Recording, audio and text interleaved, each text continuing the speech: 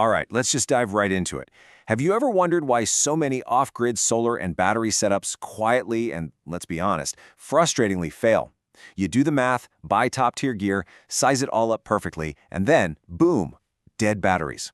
Well, in this explainer, we're tracking down the silent killer of off-grid systems. It's lurking in the background, almost everyone ignores it, but it is absolutely crucial to your setup's survival. There's this saying in the industry that hits the nail right on the head. It goes, most off-solar systems fail, not because the inverter's too small, but because nobody ever measures the real 24-hour baseline power drain. And honestly, that's the whole shebang right there. We are so heavily conditioned to look at the huge numbers, right? The massive spike from a microwave, a coffee maker, or the AC kicking on. We size our inverters for those big spikes. But here's the thing, sizing for peak load is a total trap.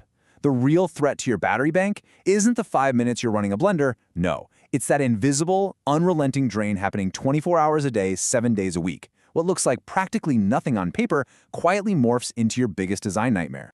So what exactly are we dealing with? Let's define this invisible enemy. We call it the baseline electrical load. And trust me, every single office, workspace, or home has one. This is the power that literally never turns off. We're talking about your Wi-Fi routers, devices just chilling in standby mode, phone chargers left plugged into the wall even when they aren't charging anything. Oh, and here's a massive one that catches so many people off guard, inverter idle losses. Just having your inverter turned on consumes power. That innocent-looking router sitting on your desk? Yeah, it's basically acting like an energy vampire, slowly draining your battery bank. If we want to design a solar system that actually works, we absolutely cannot start with the peak load. We have to start right here, with this continuous, non-stop current draw. Now, if you look online, amateur tutorials usually try to tackle these phantom loads by using those cheap little plug-in energy meters on a single appliance. They'll show you these basic before and after wattage readings of a TV or a router. And hey, that's totally fine if you just want to shave a few cents off your utility bill. But for building an off-grid system, completely inadequate. We really need what we call system design intelligence. We have to look way beyond the simple watt reading on one plug. We need to translate all those tiny, hidden loads into actual system-level energy per day metrics, because that is what directly dictates your battery sizing. It's a huge mindset shift, moving from just staring at a single router to actually grasping the entire off-grid solar picture. But hold on, before we start taking any measurements, we really need to clear up some common pitfalls. The internet is absolutely flooded with quick clamp meter demos that completely miss the mark. The biggest false lead, the one you see all the time? Clamping both the live and the neutral wires together at the exact same time. If you do that, the magnetic fields of the two wires literally cancel each other out. You look at your meter, see a big fat zero, and think you're good to go. Total false reading. Other huge mistakes include accidentally measuring in DC mode while you're on an AC circuit. Just assuming the wattage printed on the back of your device is what it constantly draws. Spoiler alert, it's usually not. And completely ignoring something called the power factor, which, don't worry, we're going to decode in just a second. All right, let's move into part one of our investigation, safe clamp meter setup. The correct process here is actually surprisingly simple, but you absolutely have to follow the rules. Step 1 is the golden rule. You must isolate a single live wire in the distribution line. Remember that big risk we just talked about? A clamp meter has to measure just one conductor at a time to read that magnetic field properly. Step 2, and seriously, I cannot stress this enough, never, ever open exposed conductors without proper insulation and safety gear. AC Power does not care about how many YouTube tutorials you've watched. It is highly dangerous, period. And finally, step 3 is to just safely close the clamp around that single isolated live wire. Okay, so once you're clamped correctly around that single conductor, your meter is going to give you a reading. This clamp meter is reading current, which is measured in amps. Now, this number represents the total instantaneous draw of all those little baseline loads running in your office at that exact split second. It's a really fantastic starting point. But, and this is exactly where amateur tutorials drop the ball and system design intelligence takes over, current alone is incredibly deceptive. We cannot, under any circumstances, size a battery bank based just on amps. Which brings us to part 2, cracking the code, the math. So we've got our raw amps reading, right? But now we actually have to convert that data into actionable system design metrics. We do this using the real power formula. It's P equals V times I times PF. Or, to spell it out, power equals voltage multiplied by current multiplied by the power factor.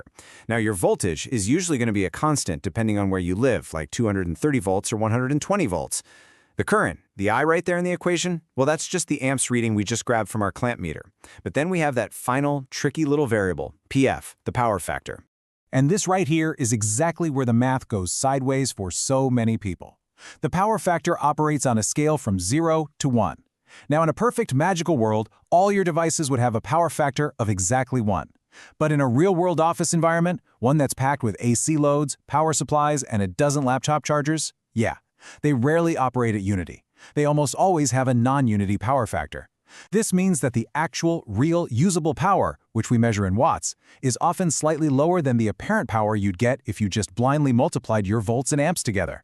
Watts absolutely do not always equal voltamps when dealing with real-world AC loads. So accounting for this 0 to 1 multiplier is what ensures our baseline power calculation is actually grounded in reality.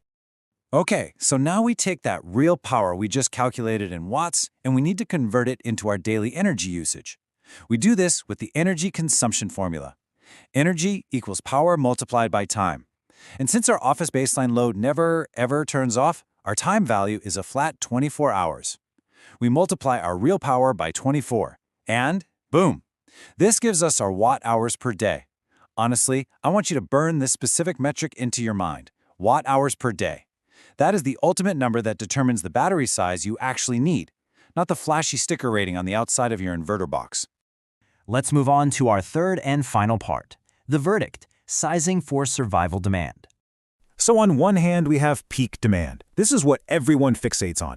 It's the reason someone goes out and buys a massive 5,000-watt inverter, just because maybe occasionally they want to run a heavy power tool or a space heater. But on the exact opposite side of the spectrum is survival demand. Look, a small office baseline load might look totally harmless. Maybe it's just 100 watts of continuous draw. Sounds tiny, right? But 100 watts multiplied by 24 hours? That is 2,400 watt-hours a day. That is a massive, constant, unrelenting drain on your battery bank. If your system is running 24/7 baseline loads, your battery has to be sized by time, not just by the appliances you occasionally use. If you ignore this survival demand, your batteries will permanently feel way too small, and your system is just going to shut down in the middle of the night, no matter how ridiculously huge your inverter is. Before we wrap this up, I need to give you a vital reminder. Capturing these measurements is not a game. It's dangerous. You must always ensure proper isolation when accessing live AC conductors to use your clamp meter. Use properly rated, insulated tools, absolutely avoid any contact with exposed terminals, and listen, if you are ever unsure about working inside a distribution board, stop what you're doing immediately and call a qualified professional technician. Electrical measurement mistakes aren't just theoretical oopsies, they can literally be lethal. Which brings us to the end of our investigation today. We've seen just how easily these phantom loads disguise themselves, we've walked through how to safely measure them, and we broke down the crucial math required to expose their true hidden impact on a battery bank. So, I want to leave you with this final, crucial question. Did you ever calculate your office's true 24-hour drain? Seriously, take a good look around your own space. Think about all those silent chargers and standby routers quietly sipping power right now, and run the math for yourself. You might just solve your worst battery problems before they even start. Thanks for hanging out with me on this explainer, and I'll catch you in the next one.